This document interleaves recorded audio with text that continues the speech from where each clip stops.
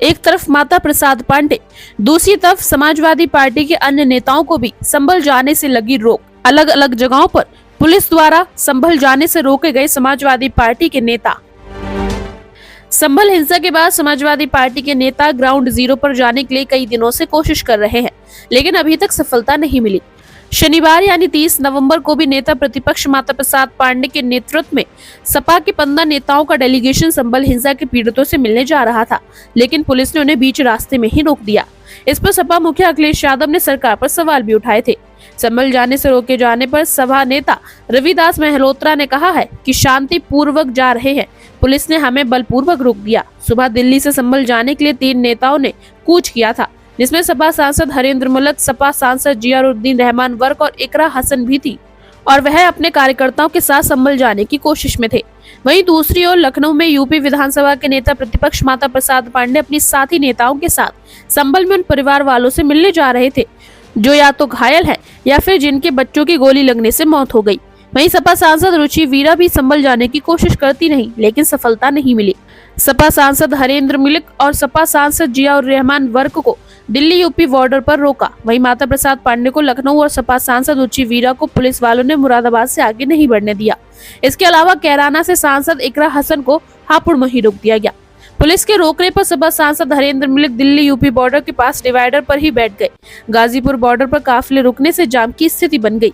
हरेंद्र मलिक वहां से नहीं उठे और काफी देर तक डिवाइडर पर बैठे रहे। सपा सांसद हरेंद्र मलिक ने कहा कि एसपी साहब बहुत बड़े आदमी हैं, हम छोटे हैं, इसलिए हम यहाँ इंतजार कर रहे हैं।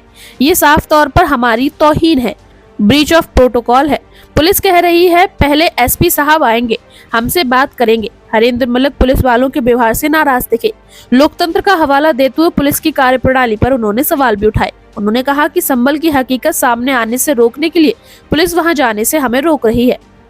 वहीं समाजवादी पार्टी के इस हमले का जवाब यूपी सरकार के डिप्टी सीएम केशव प्रसाद मौर्य ने दिया। केशव प्रसाद मौर्य ने कहा कि संभल सपा प्रतिनिधिमंडल भेजना नौटंकी है, हमले की न्यायिक जांच हो रही है। अखिलेश यादव पराजय का दर्द नहीं भुला पा रहे हैं। खिसियानी बिल्ली खंबा नोचे, कुंदरकी में उनकी जमी खिसक गई। वहीं डिप्टी सीएम ब्रिजेश पाठक ने कहा है कि अखिलेश यादव को माफी मांगनी चाहिए और उन्होंने संभल में हुए हिंसा के लिए समाजवादी पार्टी नेताओं को ही जिम्मेदार ठहराया है। वहीं समाजवादी पार्टी के डेलीगेशन को संभल जाने से रोकने पर अखिलेश यादव भड़क गए। अखिलेश यादव ने संभल में बाहरी लोगों की एंट्री पर रोक के आदेश की copy social media platform x पर शेयर करते हुए लिखा, प्रतिबंध लगाना बीजेपी सरकार के शासन प्रशासन और सरकारी प्रतिबंध की नाकामी है।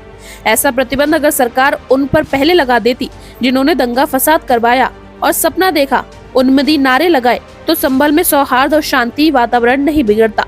बीजेपी जैसे पूरी की पूरी कैबिनेट एक साथ बदल देती है, वैसे ही उन्होंने प्रशासनिक मंडल निलंबित करके उन पर साजिशन लापरवाही का आरोप लगाते हुए सच्ची कार्रवाई करके बर्खास्त भी करना चाहिए और किसी की जान लेने का मुकदमा भी चलाना चाहिए। बहरहाल संभल हिंसा के बाद अब एक बार फिर से सियासत तेज हो गई है। संभल जाने से समाजवादी पार्टी कार्यकर्ताओं को रोकने पर अखिलेश यादव भड़के हुए हैं, तो वहीं दूसरी तरफ बीजेपी भी उन पर लगातार पलटवार करती हुई नजर आ रही है। ब्यूरो रिपोर्ट, समय अनुकूल लाइव।